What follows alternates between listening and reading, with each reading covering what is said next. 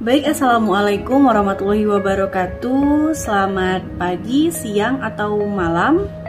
Kapanpun kalian mengakses video YouTube ini, saya berikan salam terhangat saya kepada rekan-rekan mahasiswa, khususnya mahasiswa saya di jurusan akuntansi Politeknik Negeri Medan. Baik, untuk mempermudah kalian dalam mengulang kembali atau mereview kembali materi kuliah yang sudah saya berikan di kelas, maka melalui video dari YouTube ini akan membantu kalian untuk mereview ulang. Di pertemuan pertama pada mata kuliah manajemen pembiayaan ini, kita akan membahas tentang konsep dasar manajemen pembiayaan. Secara singkat, pembiayaan ini adalah aktivitas untuk menyalurkan dana kepada nasabah yang membutuhkan sesuai dengan prinsip syariah. Nah, apa yang mendasari proses penyaluran dana ini tentunya adalah tentang kepercayaan antara si penyalur dana, yaitu adalah bank syariah, dan juga kepada si penerima dana. Apakah berbeda kredit yang ada di bank konvensional dengan pembiayaan yang ada di bank syariah? Tentu saja berbeda.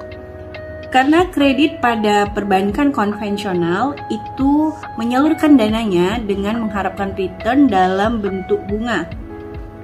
Namun di perbankan syariah, return atas pembiayaan itu tidak dalam bentuk bunga, namun dalam bentuk akad-akad pembiayaan yang berlaku sesuai prinsip syariah.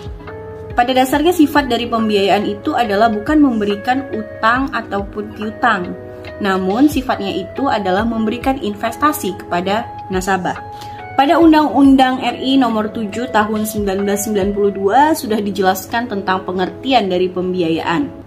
Undang-Undang RI Nomor 7 Tahun 1992 juga sudah menjelaskan pengertian tentang konsep pembiayaan, di mana pembiayaan itu adalah penyediaan uang atau tagihan yang dapat dipersamakan dengan itu berdasarkan tujuan atau kesepakatan pinjam-meminjam antara bank dengan pihak lain yang mewajibkan pihak meminjam untuk melunasi hutangnya setelah jangka waktu tertentu, ditambah dengan jumlah bunga, imbalan, ataupun pembagian hasil. Jadi secara singkatnya pembiayaan ini adalah proses penyaluran dana kepada nasabah yang membutuhkan dengan prinsip syariah.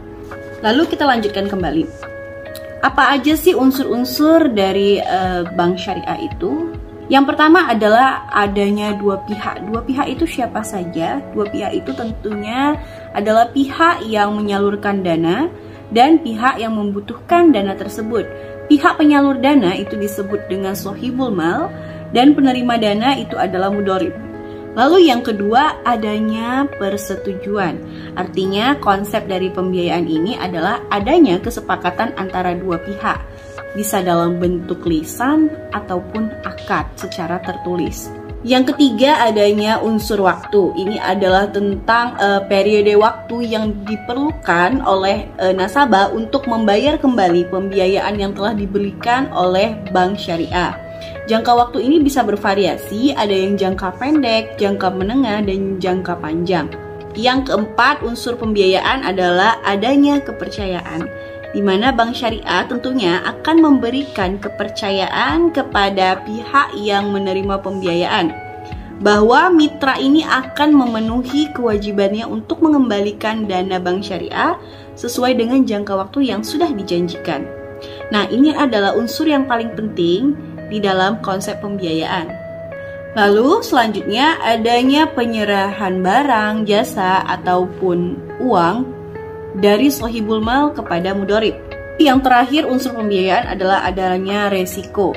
Resiko ini merupakan unsur yang pastinya tidak dapat dihindari juga oleh perbankan syariah, karena ada kemungkinan bahwa dana yang sudah disalurkan tidak dapat dikembalikan kembali oleh si penerima dana. Apa saja sih resikonya kalau dari pihak sohibul mal? Itu tentunya gagal membayar kembali sesuai dengan kesepakatan. Lalu dari si mudorib bisa saja melakukan kecurangan dalam proses pembiayaan. Apa sih tujuan dari pembiayaan ini? Tujuan dari pembiayaan ini yang pertama adalah profitability. Artinya setiap dana yang sudah disalurkan kepada nasabah tentunya perbankan mengharapkan ada peningkatan usaha ataupun kelancaran usaha dari si nasabah yang menerima dana pembiayaan tersebut, sehingga adanya keuntungan dari pembiayaan yang telah diberikan oleh bank syariah dalam bentuk bagi hasil antara si pelaku usaha ataupun si penerima dana dengan pihak bank syariah. Lalu yang kedua itu adalah tentang safety atau tujuannya itu adalah keamanan. Maka di sini perlu diperhatikan bahwa prestasi ataupun rekam jejak si penerima dana itu perlu dipastikan kembali agar tercipta yang tadi ada unsur pembiayaan, yaitu kepercayaan, dan pada akhirnya juga akan tercapai tujuan pembiayaan, yaitu profitability tadi.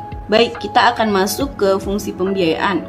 Yang pertama adalah meningkatkan utility ataupun daya guna dari modal. Kegiatan dari perbankan syariah ini tentunya akan mengumpulkan dana dari masyarakat. Namun, dana tersebut untuk meningkatkan daya gunanya akan disalurkan kembali oleh pihak-pihak yang membutuhkan untuk peningkatan usahanya. Sehingga dana-dana yang sudah dikumpulkan dari masyarakat ini tidak hanya diam, namun mampu membantu menggerakkan usaha dari masyarakat yang membutuhkan. Contohnya bisa saja seperti peningkatan produksinya atau peningkatan perdagangannya dan lain-lain. Sehingga uang itu tidak diam, namun dapat bermanfaat. Lalu yang kedua, pembiayaan juga dapat meningkatkan utility ataupun daya guna dari barang. Pembiayaan itu mungkin saja akan disalurkan kepada produsen-produsen yang memiliki usaha. Tentunya dengan ada pembiayaan ini, maka produsen dapat meningkatkan daya guna dari komoditas ataupun barang yang sudah ada. Seperti misalnya, ada nih produsen kelapa, lalu dengan adanya pembiayaan, dia bisa membuat nilai dari kelapa ini menjadi lebih tinggi lagi dengan misalnya membuat kopra ataupun bisa membuat minyak kelapa.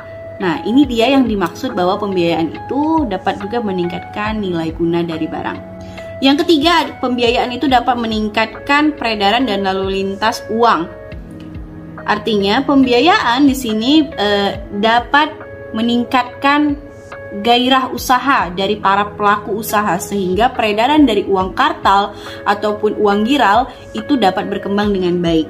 Selanjutnya, fungsi dari pembiayaan ini adalah meningkatkan gairah usaha dari masyarakat. Tentunya masyarakat yang kurang modal ataupun tanpa modal namun dia sudah memiliki ide usaha akan terbantu dengan adanya pembiayaan ini. Lalu selanjutnya, fungsi dari pembiayaan itu adalah sebagai alat stabilitas ekonomi. Arah dari pembiayaan itu harus berpedoman pada segi-segi yang kualitatif, misalnya dalam segmen yang produktif, sehingga ini akan berpengaruh terhadap hajat hidup orang banyak, seperti misalnya dari pertanian, perkebunan, peternakan, dan lainnya. Lalu pembiayaan itu juga berfungsi untuk sebagai jembatan untuk meningkatkan pendapatan nasional. Nah, yang tadi tentunya setelah gairah usaha masyarakat itu meningkat dan mereka memiliki modal tambahan, maka tentunya hasil atau profit yang akan mereka hasilkan itu akan meningkat, yang akhirnya akan juga meningkatkan pendapatan nasional negara kita. Lalu yang terakhir, pembiayaan itu adalah sebagai alat hubungan ekonomi internasional. Artinya pembiayaan ini bukan hanya di dalam negeri, namun juga bisa antar negara. Misalnya negara berkembang yang sedang membutuhkan untuk membangun negaranya, maka ini akan terjadi hubungan ekonomi antar lintas negara. Terakhir, kita akan lanjut ke bagian prinsip dari pembiayaan. Yang pertama itu adalah prinsip bagi hasil. Nah, pembiayaan ini bisa dalam bentuk uang tunai ataupun barang yang dinilai dengan uang. Kalau kita lihat dari jumlahnya, di sini pembiayaannya dapat disediakan sampai dengan 100% dari kebutuhan ataupun setengahnya. Nah, prinsip-prinsip dari bagi hasil ini nanti akan ada misalnya pada akad mudharabah, musyarakah, dan muzarah. Nanti kita akan bahas lebih lanjut. Yang kedua ada prinsip jual beli. Pada prinsip ini, bank akan membeli terlebih dahulu barang-barang yang menjadi kebutuhan si debitur. Nah, nantinya bank akan menjual barang ini kepada debitur dengan harga di awal, harga produknya, dan ditambah dengan margin ataupun keuntungan. Namun, margin ini sudah ditentukan di awal, Prinsip ini dilaksanakan karena adanya perpindahan kepemilikan barang tersebut. Yang terakhir ada prinsip sewa menyewa. Ini contohnya akad ijarah. Ya, dimana akad pemindahan hak guna atas barang atau jasa itu melalui pembayaran upah sewa tanpa diikuti pemindahan kepemilikan. Nah, sekian dulu untuk konsep dasar dari manajemen pembiayaan pada pertemuan pertama ini. Selanjutnya akan kita bahas lebih rinci lagi. Terima kasih kepada rekan-rekan mahasiswa yang telah menyaksikan video ini. Semoga kalian terus semangat dalam belajar sehingga nantinya menjadi orang yang sukses dan berguna. Saya akhiri, Assalamualaikum warahmatullahi wabarakatuh.